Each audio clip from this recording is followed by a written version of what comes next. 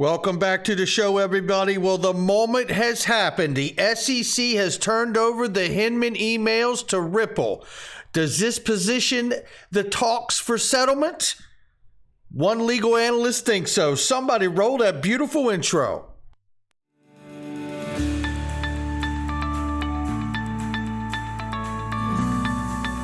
Digital Perspectives with Brad Kimes. Come on in.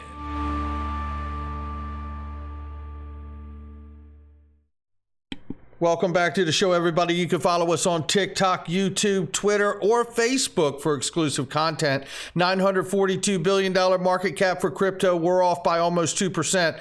Good morning. It's Bitcoin at 18,900, Ethereum at 1275 and change, and XRP is 44 cents this morning. Guys, if you haven't checked out my sponsor, Masterworks, I love investing in this stuff and see if it's right for yourself. Maybe it isn't, but I will share this with you. During these uncertain times, the richest people in the world invest into fine art. And now you and I can too, for the first time ever in history, in a security commoditized way. And it is really, really inspiring for me to have this opportunity. I've always been a fan of art, and now I have the opportunity to put my pennies next to the dollars of the richest people in the world in these uncertain times. Check out that link underneath the video. Eleanor Tarrant shares this with us right here. There's now a bipartisan call for Gary Gensler to slow down his rulemaking deluge and provide more time for public comments, period. Well, I tell you, I find this to be interesting on the heels of the election, because up until now, Congress has had nothing but the blessings given to Gary Gensler. I believe he is actually acting out plan that was given to him by Congress to do this, or otherwise he'd have been stopped long ago, right? Plenty of stuff that the Republicans could do if they wanted to stop him too. Don't let this posturing soapbox moment make the Republicans all of a sudden seem like they got some, the light of angels shining on them, right? There's a lot more they could have done. And you know what? Coming back to the crypto space here, this crypto YouTuber, BitBoy right here, says Coinbase's Brian Armstrong and CEO FTX Sam Bankman-Fried are devils, he says, trying to permanently ruin crypto. And look, I don't know what's in Ben's mind, but I certainly share his frustration. I have said ever since Gary Gensler revealed his position, once he got to the SEC, it was clear that they want to tuck the majority of crypto assets in as digital asset securities in the securities regulatory framework, because it's already built. This may not be a popular opinion because I'm not a fan of Gary Gensler's approach, but I don't think in that macro respect that he's wrong. Where I find the problem is that he's not provided enough clear guidance where companies and projects can really assess where they are and how they fit. And then I know his response is always, well, there's a Howey test and it's been clear for a long time. Yeah, well, not so much. This new technology is different, and oranges are not securities, and in some cases tokens aren't either. And it's about having a real leader who can come out to a podium and put bullet points on their website for the SEC to let projects be able to say, okay, here's how we fare on this. Okay, this is what we need to do. Blah, blah, blah, blah, blah. But you know what? Here's Ben's frustration, and I feel it some days too. I don't represent the people. The fuck I don't. I'm the one who does. It's me. I'm the one out here putting the work in behind the scenes trying to save crypto, while these devils, Sam Bankman-Fried, Brian Armstrong, they're trying to permanently ruin it. This is not about money for me. I hope you guys understand this. I am here fighting for you. This guy with these freaking glasses on, this douchebag, is out here trying to tell you that only the suits know what to do. Only the suits. Only the people who have all the money. They're the ones who can determine what happens. No, our bill is for the people. And you're going to find this out. We've got the funding for it. And there you have it. And I certainly feel Ben's frustration on some days. But I will say, you know, as this moves ever so closer to getting clarity, I think maybe Ben's feeling the same thing I am, that they want to roll the majority of this market into securities. And what might that look like when we come out the other side? We'll have to wait and see what goes on there. To navigate the growing mainstream interest interacting with digital assets through the banking system, financial institutions need to consider the requirements necessary to offer crypto-enabled services. And our white paper shares how. This is Ripple, obviously, and we know that Ripple's been working with inside of the banking system since day one. There's not one transaction on RippleNet that's not KYC, AML, and the rest of it. Because end to end, whoever's on RippleNet is KYC, AML, right? So keep that in mind as we move forward. Ripple continues to build momentum in MENA region with first on-demand liquidity deployment in the Middle East. We covered this not long ago, but I just want to remind you that the rest of the world doesn't give a hoot, as Brad Garlinghouse has shared with us, what the SEC thinks. In just a second, we're going to find out what's going on with that case here. This here really shows Susan Friedman being asked about what's going on in the crypto space. What would you invest in? What do you think about this, that, or the other? And she explains XRP is really not consumer facing. Take a listen. Our first sort of question. One last question I'll ask the three of you is, at the moment, should investors start to think about holding a small percentage of their portfolio in crypto assets? I'd love to hear each of your views whilst we're... hardest one for the last. Yeah. Yeah, I like that. Thank you so much. To invest for your worth, but as part of their core portfolio, and you can afford to. Okay. Yes. Susan. Here's Susan. I'm going to punt a little bit on grounds that Ripple utilizes a crypto asset for its product, but we are not retail facing. We only deal with financial institutions and are not involved in this specific area at all. So I will defer to the experts. And there you have it. I think it speaks for itself. And then there's a reminder about this right here. Let me make sure that I want to play this, but I don't want any kind of a copyright issue, but I wanted to show you this right here. Remember this? When the Ripple commercial came out last April or sometime not long ago, and PayPal, MasterCard, Visa, Square, it's all right there. They're serving from the back end is how they're doing it, right? Mm-hmm. Then there was this little thread that would come up, and it was shared here. And look, shout out to Matt Hamilton for being so interactive with all of us in the social space. There was a thread, and I believe it was from Moon Lambo, and basically it was somebody asking him about whether XRP could be backed by gold. And I think, obviously, Moon Lambo is obviously shot that down quite heavily there. And I don't think it is either. I don't think it is either. But I think the people who subscribe to that are not far away from what we could see coming, right? And I do believe that there is a great financial paradigm shift coming.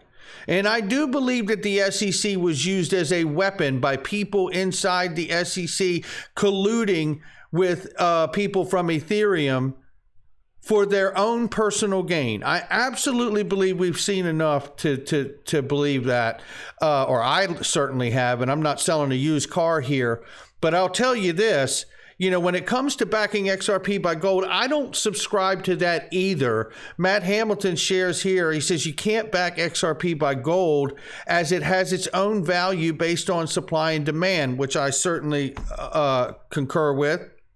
And I said, but as I understand, you can put fiat back on a gold standard, heck, multi-asset backed standard, over collateralize the fiat system and run it on the XRP ledger, private or otherwise, and use XRP when necessary. Utility plus liquidity equals value over time.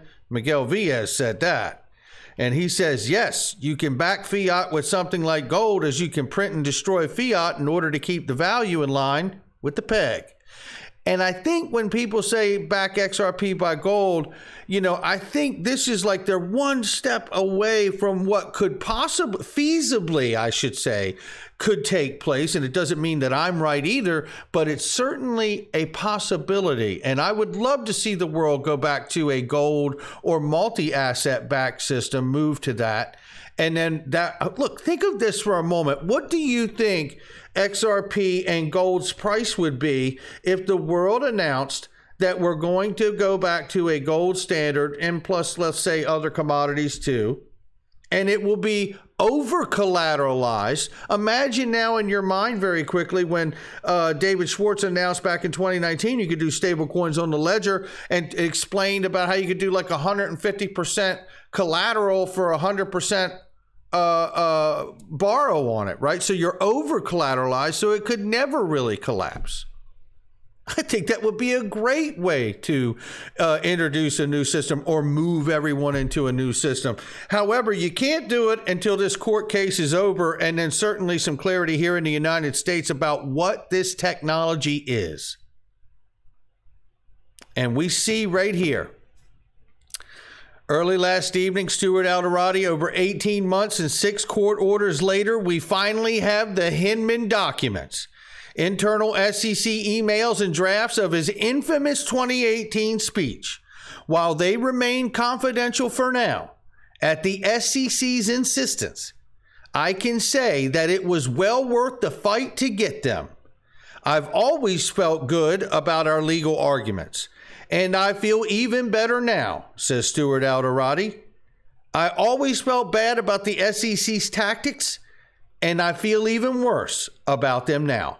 Let me tell you, those are quite damning words right there from Stuart Alderati. And I just want to throw a bone right here and put the flag out there on the moon, because this is a fact, Jack. This goes out to the first one who broke this open for the rest of us. And it's Digital Asset Investor. Hats off to the rest of the decentralized justice crew, the Twitter sleuths. We're stronger together. Even if we never see those emails, today we have been validated, because there's more. I just want to thank Brad Garlinghouse and Stuart Alderati and everyone at Ripple for doing the things, not because they're easy, but because they're hard. I wanted to quote JFK on that. For the record, ETHgate is real, and it does matter, Charles Hoskinson. Much respect. Brad Garlinghouse shared Stuart Alderati's tweet and had this to say.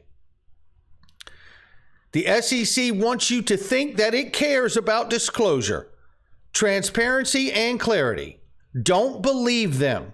When the truth eventually comes out, the shamefulness of their behavior here will shock you. And I'm not so sure it will. ETHgate is real, ladies and gentlemen. I do believe that.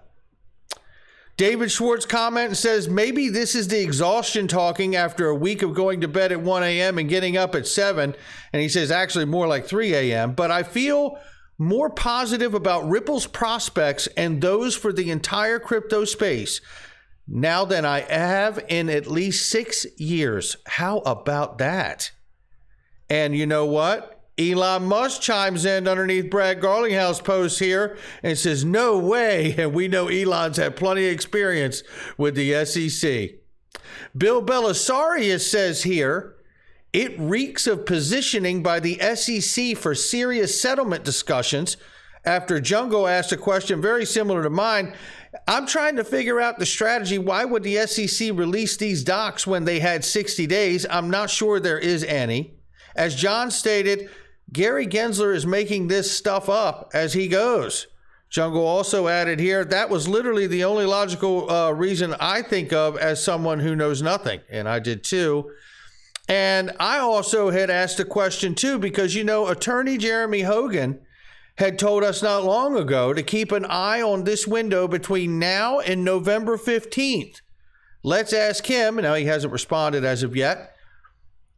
But is it wrong to say, based on Brad Garlinghouse and Stuart Alderati's confidence, it's starting to smell a lot like settlement season? And that doesn't mean that we're going to be done in a day, and it may go months from now.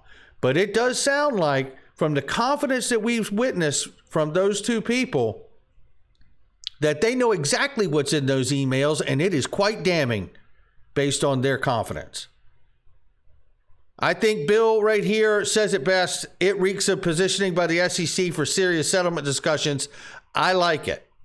Now let's take a look at what we may be facing in the future, and will it have any impact at all with the fundamental news of this case on XRP price? And thus far, none.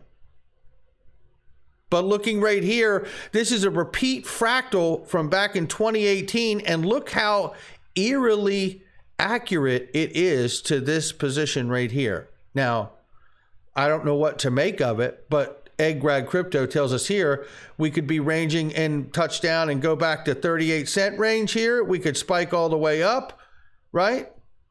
But, you know, I've also seen people say that we could revisit the lows again of 10 cents, 20 cents, 15 cents. We'll have to see. But right here is another overview of where we are. And if we break to the upside, Eggrad Crypto says that $27 mark is still a target. We have to wait to see what's really going to happen here. And I know that we still have some time to go. I'm certain of that because everything moves at a snail's pace. But what I am sure of is that this case is going to end, and I'm going to be here for it when it does. Not financial advice from me or anyone else. It's just my digital perspectives. I'll catch all of you on the next one.